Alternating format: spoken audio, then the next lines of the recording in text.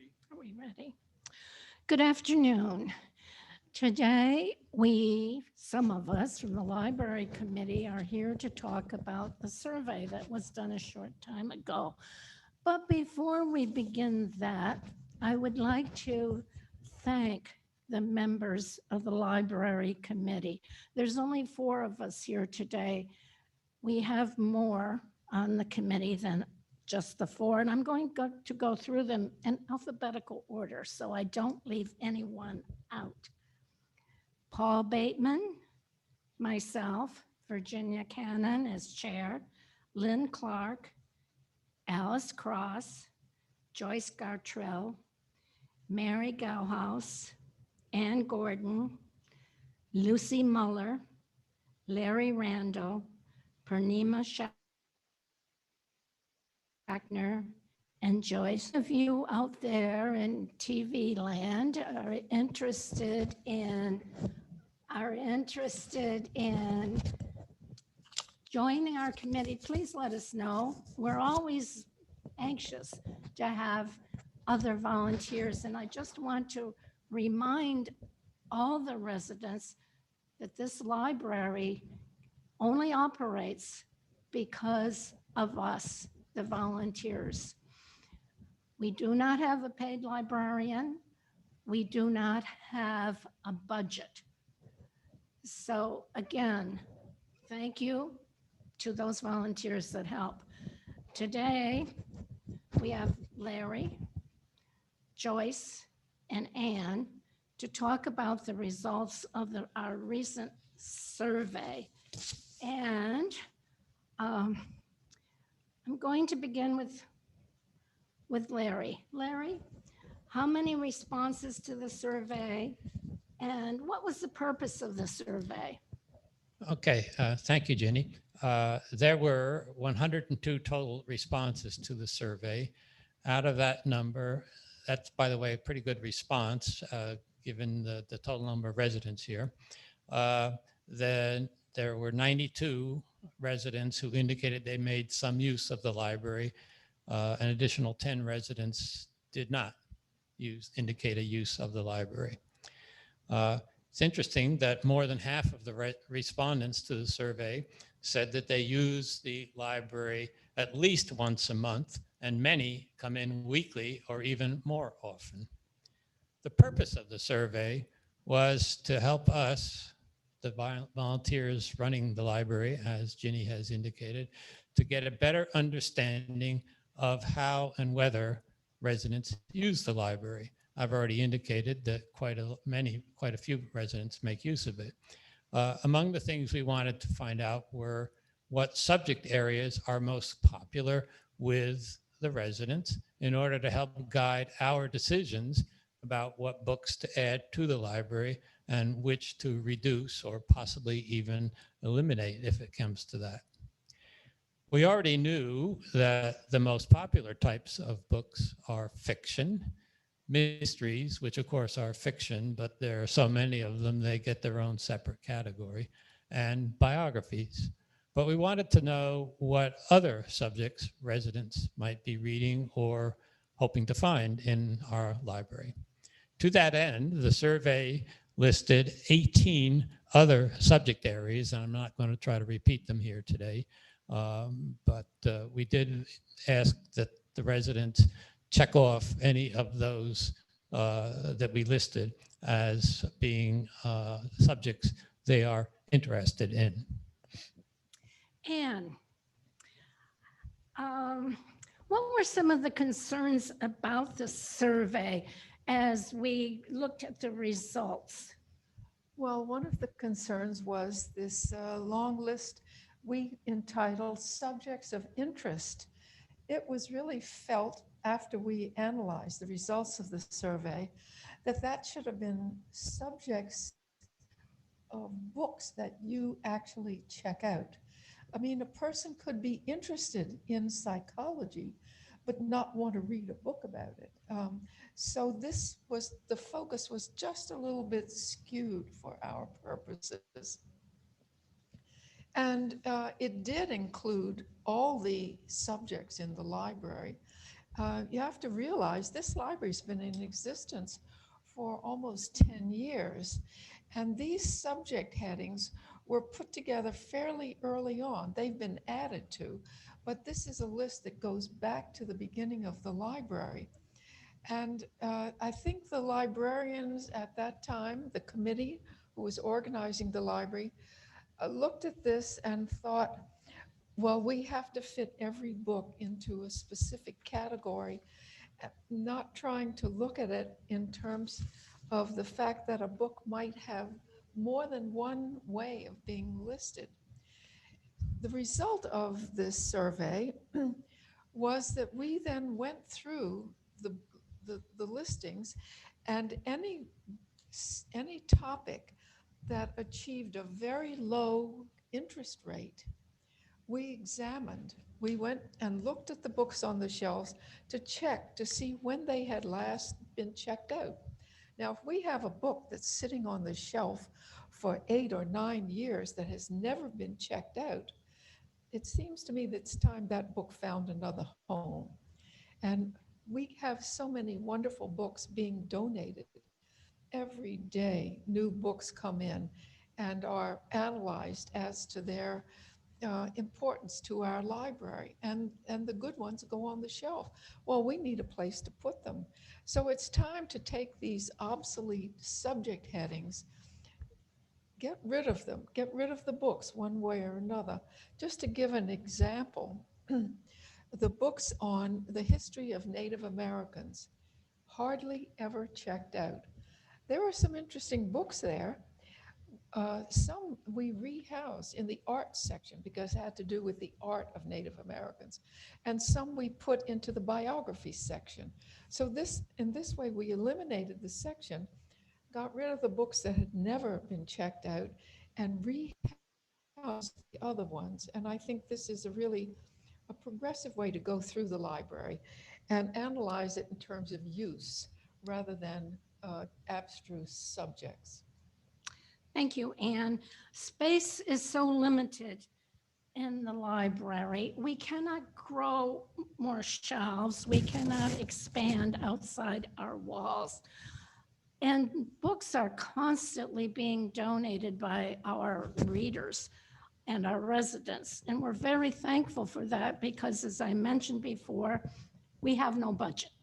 We cannot buy books. Sometimes residents will come to us and ask for a particular book to be placed in our collection. We don't have any money to do that. We just totally depend upon you, our residents, for donating the books, and we're most thankful. But as books are donated, shelf space needs to be made for those books. So as a result of COVID, we previously gave our books to local libraries for their book sales. It was a wonderful place to get rid of those books that were just collecting dust on our shelves. But COVID came and their book sales stopped. So we started to look around, and Anne found us Better World Books. Better World Books, and I know some people are concerned. Well, first, before we give to Better World Books, we put them out on the giveaway cart. If we feel these are books our people, our readers are interested in, they go out on the giveaway cart. And the books do go off the giveaway cart. Many times readers will come to me and say, what wonderful books are on the giveaway cart. Why are you giving them away? And again, we explain that they've sat on the shelf for 9 years. No one has looked at them. And now they're getting read because somebody is taking them off the getaway cart. They are duplicates. Or they are duplicates, thank you. Yes, because we do often get duplicates given to us. So, Better World Books, we discovered and did the research, and Better World Books is where we are collecting and sending books that do not move. Better World Books collects discarded books at no cost to us. In fact, they help us by giving us boxes and postage to send the books to Better World Books headquarters. Then those books at Better World Books are marketed throughout the world, saving books from landfills and providing an outlet for purchasing books. Readers can go on Better World Books and look at their collection and at a very reasonable price buy books. Interestingly enough, Better World Books was started by a couple of college kids who found that textbooks were really expensive and books they just wanted to read were beyond their budget. So they started the startup called Better World Books. Not only does Better World Books get those books out at a reduced price to various readers, but Better World Books also donates books to other countries. And all those books that are either purchased or donated do not go into the landfills. So those people, all of us interested in ecology and saving the planet should be very thankful we have found this place to give our discarded books. Better World Books doesn't take everything. We have to sort before we can box them up. For example, they don't take encyclopedias. They don't take Reader's Digest condensed books. But for the most part, they take all of the books that we would even consider giving. But our contract with Better World Books expects 40 boxes annually to be sent for free shipping. And the shipping occurs through UPS. UPS takes 14 boxes at a time. Right now, down in our cage, we have 10 boxes ready to make that 14. We've already sent 21 boxes. We have 19 more to go to meet our quota. If you have some books, a collection of books, and you think we're not interested, Better World Books has a drop box at the Poughkeepsie Public Library on Market Street. But before you take them there, check with us to see if we can use them. We're happy, more than happy, to make an appointment with anyone that wants to donate books and go through your large collection. If you just have a few books to donate, there's a place for that. And I think Joyce might be talking more about that later. Maybe that is a good time for Joyce to talk about how we collect and what we do and about our database. Yes, we do have a library catalog.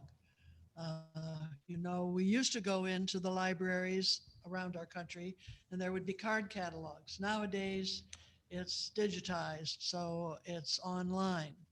And we do have an online catalog, and you are able to access it through your home computer. We have had directions on the table next to the computer in the library in a folder explaining how to do it, and you're welcome to help yourself to those. Also, you can email me, Joyce80giraffe@AOL.com, and I'd be happy to email a copy of the directions back to you. One of the things, people will come in and say, do you have a book on New Zealand, or do you have a book on humor? And you can find out on your home computer whether we have at least some books on a particular subject area. You can search several ways. on your computer by title, just straight searching with words, or by title of a book, by the author of a book, or by subject matter. And there are 3 different ways to search. Well, there's even more than that. But when you go on to Alexandria, which is our database's name, you will see there's something there that says search, there's something there that says scout, and there's something there that says explore. Each one of those displays in a little different way. And sometimes the searches bring up more or less depending upon how you search in those areas. So I would encourage you to get the directions either from me directly via the internet, or to go into the library and pick up a copy and play with it. It's really not hard to find. Also, when you're in the library, you can go to the computer, and the little gold star on the opening screen will take you directly to our library catalog. So I hope that you'll take advantage of this wonderful access to our book collection to find out if we have lots of books on humor, which we do, or we have lots of books on science fiction. Someone asked for science fiction. We don't have a separate section. They're simply mixed in with fiction. But if you go into our catalog and search science fiction, you'll find that we do have a number of books in that area. So I encourage you to make use of this.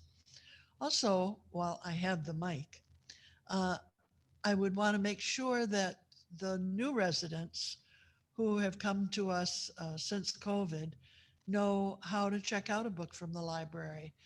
As you enter the main door, the closest one to the little bank and the post office, there's a table right to your left. And on that table, there's a loose leaf notebook that's open, and it has a form in it. And when you find the book that you want, you sign it out on that form, and you will sign the author, the title, your name, and your apartment or cottage number. Please, when you return the book, cross that off. So I would suggest there are usually little pieces of paper there on the table. Pick up a piece of the paper to use as a bookmark in your book, and record on that piece of paper the number of the page in the loose leaf. It'll be up in the right-hand corner. Then you can go directly to that page, find your name and the book, and cross it off. Also, there is a basket on that table. That's where you will return your books when you bring them back. There is also a plastic bin on the bottom underneath the table, and that's where we ask you to donate new books or books that you're donating to the library. So that's an important table in our library for many uses. Larry, as we went through the survey, some comments of concern came up. And would you like to address those now? Sure.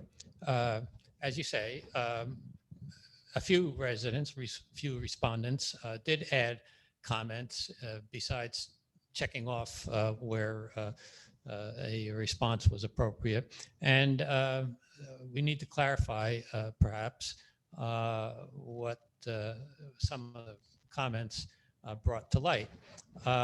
One respondent in particular made a couple of very interesting comments. And this person, and of course we have no idea who it was. We don't know whether it's a man or a woman or anything else about the individual, but they said that they thought that our library is more of a reading room than a library. And then they went on to ask the, I suppose, rhetorical question, have you ever seen a library with a fireplace, 4 upholstered chairs, and 2 large tables, also with chairs? End of quote. Well, in fact, many libraries do include tables, chairs, and even fireplaces. This interesting book called The Libraries We Love. This is my own personal copy, so you won't find it in our library. In any event, it describes 80 different libraries, large and small, all across the United States. Not only is there text, but there are photographs and some very intriguing libraries in there. So at least 10 of the 80 libraries described in or featured in this book do indeed have libraries. In fact, one library has 2 fireplaces. And in fact, the library pictured on the cover, which is the Great Barrington, Massachusetts Public Library, there's a beautiful old fireplace in the photo right on the cover. In any event, going back to the idea of tables and chairs being a great oddity, perhaps, it's, if you will take a look through this book, you will find that well over half, I think about 60 out of the 80 libraries have tables, chairs, and soft seating. And I only went by those pictures that showed libraries with those particular items of furniture. So there may very well be libraries mentioned in this book for which there is not a photo that shows tables and chairs. So it may be closer to 100% of the libraries that have that kind of apparatus. Excuse me. Well, now, why might you want tables and chairs? Well, one particular example that comes to my mind, maybe there's a resident who's interested in Michelangelo. Can you manage it? Oh, Yes. my. Yes, right. Well, you see, that's exactly the point. It's heavy. Maybe they don't want to carry this huge coffee table brick of a book all the way back to their apartment. Maybe they would simply like a place to sit down and browse the book in the library. Well, they can do that because we, in fact, have tables and chairs. In fact, they could even curl up in one of the upholstered chairs in front of the fireplace and read it, or for that matter, read any other book that they find there. So I hope that answers that question. So I think that's the particular comment that I wanted to address. Thank you, Larry.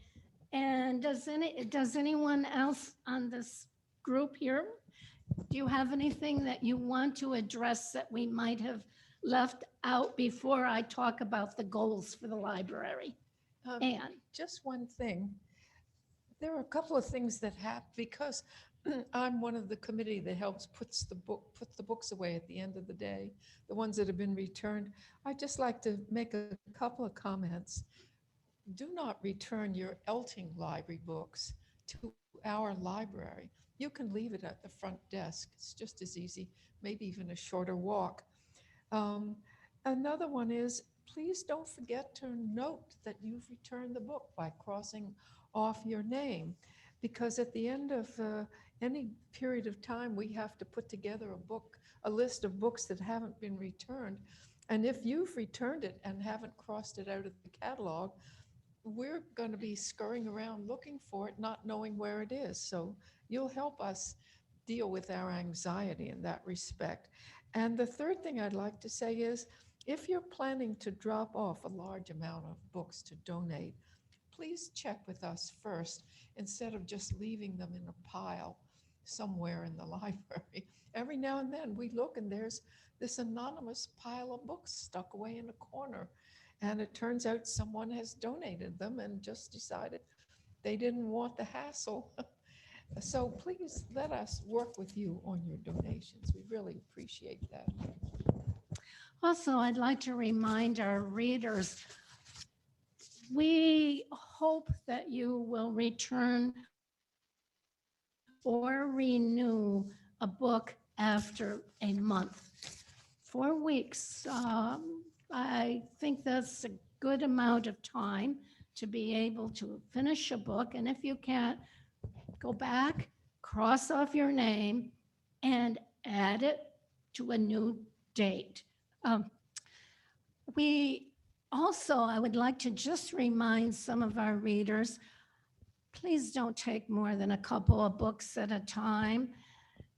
I know that you might think, oh, the book might not be there when I'm ready to read it. But for the most part, the books do return. The most part, they will be on the shelf when you're ready to read it. Please don't hoard books in your personal library at home. Uh, we have found in searching for books that a book gets placed on a resident's bookshelf. It sits there and it becomes part of the landscape of the apartment. And the reader forgets, oh, I really don't own that book. That book belongs to the library. We've been, I guess this is coming up in my mind because we've been recently doing a big search for lost books. It's very time consuming. It's very frustrating. And after a certain period of time, we need to get those books out of our database, or our database is not up to date. Any other comments? Yes, if I may respond to one additional comment that was made on one of the surveys we received back. And in a way, you've already addressed it, Ginny, but I just want to make absolutely clear what the situation is. This one particular respondent says, the number of books in the library diminishes constantly. There are books stacked waiting to be given, boxes stacked waiting to be filled with books to give away. Well, it's not true that the number of books in the library is diminishing. There's a constant inflow of books from the donations, which we gratefully accept from our residents, as Ginny has already explained.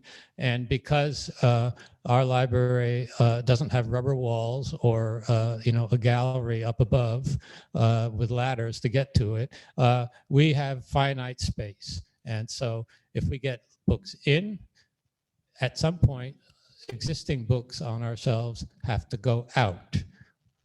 So please be very clear in your mind that we're not trying to empty out the library. We're simply trying to refresh our stock of books with the newly donated ones, and that means something has to go. And piggybacking on that, I've had some comments, it's not on our survey, but people have commented, why are the bottom shelves empty? Well, as we have been doing inventory over the last months, we discovered those books on the bottom shelf just stayed on the bottom shelf. And the reason for that is simply our residents have trouble getting down to that bottom shelf and taking books off.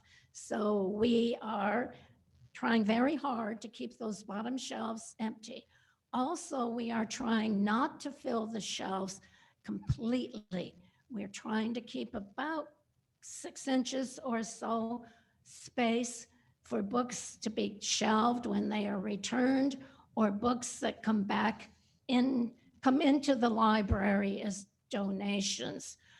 So that's why you might see some spaces in various places in the library. I hope our readers out there have learned a bit today from our talk. And before we close, I would just like to mention 3 goals that have come up as a result of our survey. 1, to have shelf space for donations. 2, to have on the shelves books related to topics the residents read. And 3, for the library to be a place of welcome, where residents not only find books to borrow, but also a place to read, research, and enjoy. Thank you to the panel, and thank you out there for watching and listening.